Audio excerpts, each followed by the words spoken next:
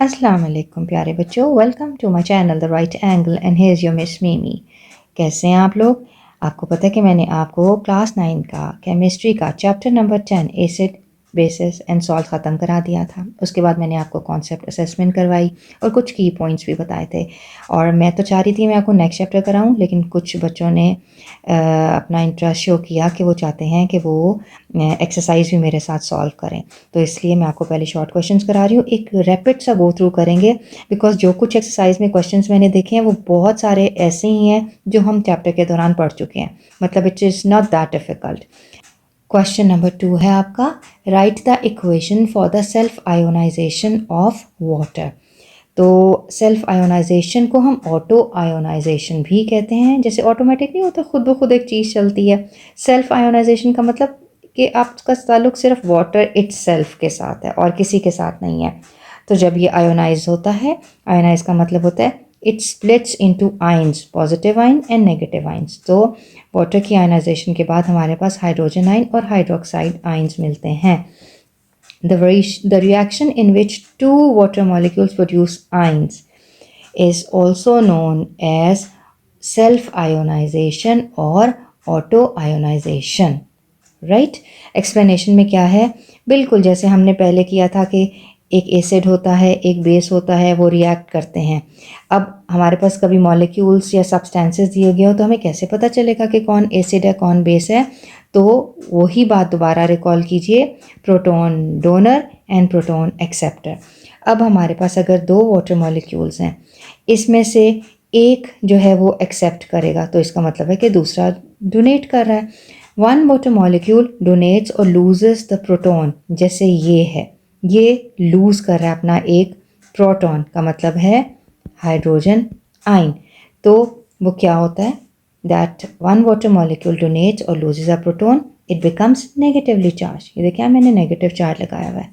और दूसरा water molecule जो वो हाइड्रोजन एक्सेप्ट कर रहा है, उसको आप कहते हैं पॉजिटिवली चार्ज आयन। यहाँ पर नेगेटिवली चार्ज आयन कहलाता है हाइड्रोक्सिल आयन और पॉजिटिवली चार्ज आयन कहलाता है हाइड्रोनियम आयन। ये देखिए मैंने नीचे लिखा हुआ भी है, that is 2H2O molecules produce H3O, that is hydronium ion and hydroxide ion. Second question है, define and give example of Arrhenius acid. Definition: an acid is a substance that ionizes in water to produce hydrogen ions. इसकी example दो हैं, hydrochloric acid और nitric acid. अब हमने क्या बताना है कि अकॉर्डिंग टू आर्हेनियस एसिड्स कौन कौन से हैं। तो HCl की जब आयोनाइजेशन होती है तो it produces hydrogen ion and chloride ions, और नाइट्रिक एसिड की जब होती है it produces hydrogen ion and nitrate ions. ठीक है, तो इसका मतलब है कि ये दोनों एसिड्स हैं। क्यों? क्योंकि इन्हों दोनों ने प्रोटॉन्स लूज किए। Why HCl acts as a strong acid. ये तो मैं आपको बहुत दफ़ा पहले भी बता चुकी हूँ कि कोई भी एसिड या बेस स्ट्रॉन्ग होने का मतलब ये होता है कि वो पूरी तरह या हाइड्रोजन आयंस प्रोड्यूस करेंगे या हाइड्रोक्साइड आयंस प्रोड्यूस करेंगे, डिपेंडिंग कि वो एसिड्स हैं या बेस हैं। तो यहाँ से आपको बिल्कुल समझ आना चाहिए कि hydrochloric acid is HCl. It is strong acid because when it is dissolved in water or it is in aqueous form, it produces protons and chloride ion या हाइड्रोजन आयन और क्लोराइड आयंस। तो पूरी मुकम्मल तौर पे ionization होती है तो हमारे पास सारे के सारे प्रोटॉन्स प्रोड्यूस होते हैं। तो इसकी अगर आप इक्वेशन देखें, HCl in aqueous form produces hydrogen and chloride ions. Number 3, why ammonia acts as Bronsted-Lowry base. अच्छा जी, यहाँ पर अमोनिया का काफ़ी जिक्र आया। यहाँ पर ये क्लिप मैंने अपने पिछले लेक्चर से इसके अंदर दोबारा डाला है, ये मैं आपको ऑलरेडी समझा चुकी हूँ। Why ammonia acts as Bronsted Lowry base? Ammonia is in aqueous form, it accepts the proton from water, right. इसके पास पहले से 3 हाइड्रोजन हैं और इसके पास जब चौथा आ जाता है तो ये बन जाता है NH4।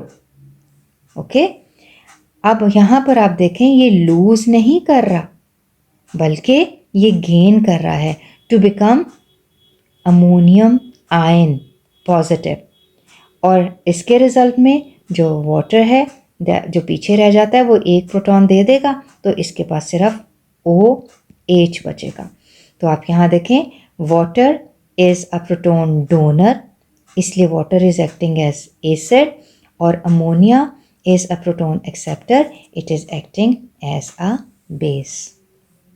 नेक्स्ट क्वेश्चन है आपका, why ammonia acts as a weak base. फिर वही क्वेश्चन और वही सेम आंसर कि ऑन आयोनाइजेशन अमोनिया, इसको हम वीक बेस क्यों कह रहे हैं, इसलिए हमने स्ट्रॉन्ग बेस क्यों नहीं कहा, बिकॉज इसकी पार्शियल आयोनाइजेशन होती है। इसका मतलब है कि ये पूरी तरह आयोनाइज नहीं होगा।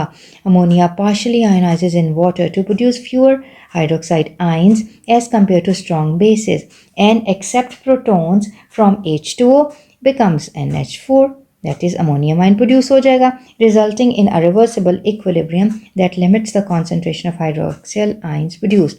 यानी आप देखें कि ammonia is a weak base, क्यों?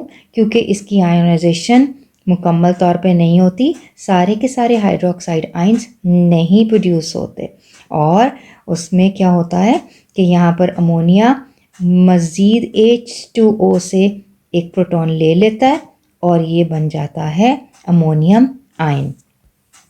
क्वेश्चन नंबर 3, अमोनियम हाइड्रोक्साइड, मैं साथ साथ आपको आंसर भी बताती हूँ। Ammonium hydroxide is NH4OH and nitric acid, that is HNO3, react to produce ammonium nitrate and water। जी बच्चों, यहाँ आपके सारे शॉर्ट क्वेश्चंस कंप्लीट हो जाते हैं। आई होप कि आपको समझ आ गए होंगे, और अगले लेक्चर में इंशाल्लाह मैं आपको सारे लॉन्ग क्वेश्चन करवाऊँगी। टिल देन, अल्लाह हाफिज़।